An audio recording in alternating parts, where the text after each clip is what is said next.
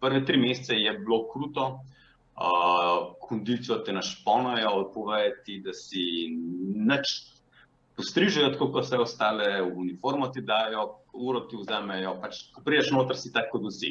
Ni važen, čigav si, ni važen, kakšen avto voziš, ni važen, kdo so tvoji stari starši, pa koliko ima to bajtih denarja.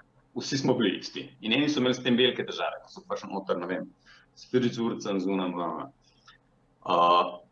in smo bili res vsi. Ker on rekel, pač zdaj už tam na sklece delal na blatu, pač delal sklece na blatu. Vesel sem, da sem prišel noter za 22 leti, bilo leto 98. Vem zato, ker sem šel predzadnji dan sem šel na Rolling Stones koncert, sem se zapomnil v bistvu vojske, sem vas spustil, pa smo mogli podaljšati noter.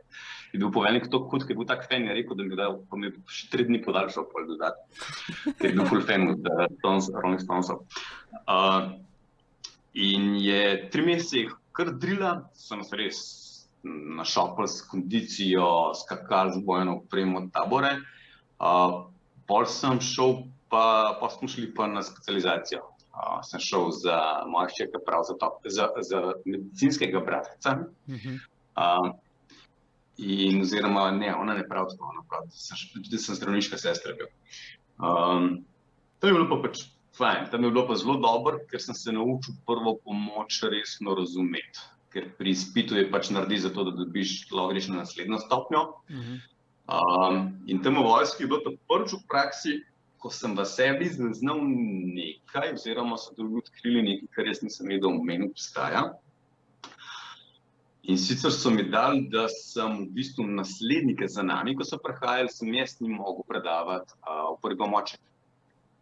So mene pač, jaz sem bil pač na vrhniki, ki je kar velika vojašnica, v bistvu je bilo, ne vem, majne 10 oddelkov, pač ogromno nas je bilo, ampak jaz sem jih mogel učiti. In jaz vem, da ko smo naša generacija, ki je poslušala Ungarje, že pred nami, ker je vedno vojak imel predavanja, je nihče ni poslušal. Klepetaj, ne. Prva stvar, ki sem jaz noter prišel, sem rekel, zaradi mene klepetajte, jaz moram to predavati, gremo pol skupaj ven, ampak zdaj tako. Lahko si pa zapišete, pa če se kdaj zgodili, da kakšen, ne vem, se vam otrok upekel, boste imeli prometno nesrečo, sestra vam krvavela. Če te znali kaj rešiti, pač boste rešili. Če ste zdaj zapisali, bo mogoče kaj ostalo, ampak to ni moja stvar. In so se vsi sedeli in nikoli nihče nič ni klepetal. In takrat sem prav rekel, ok, mogoče pa znam kaj tako povedati, da me poslušajo. Pač kako si dobro tu povezal, ne? Se pravi, ok, 3 mesece so nas drgali, potem si izbral specializacijo in potem si učil in si nekaj novega odkrival, ne?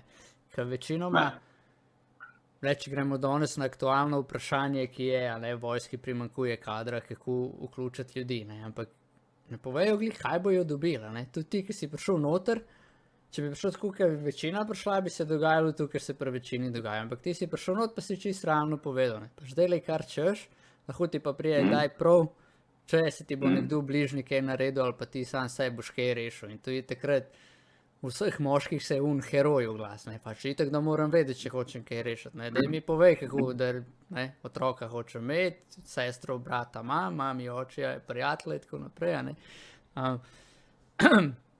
Sprav, res huda zadeva in ker ne bi mislil, da ljudje to dobijo v vojske, ne. Danes bi rekli, da moraš iti k naši prejšnji gosti, ne, ki je bila kaj coachinga za komunikacijo.